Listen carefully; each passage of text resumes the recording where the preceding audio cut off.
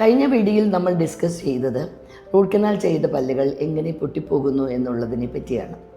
ഇന്നത്തെ വീഡിയോയിൽ നമുക്ക് അതിനെ എങ്ങനെ റീഹാബിലിറ്റേറ്റ് ചെയ്യാം എന്ന് നോക്കാം.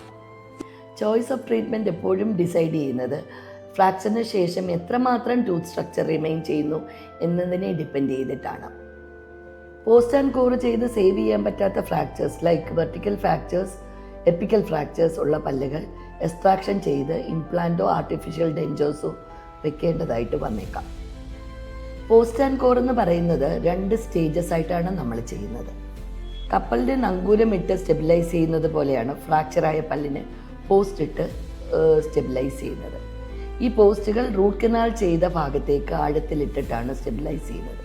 കോർ എന്നാൽ recreating the shape of the tooth.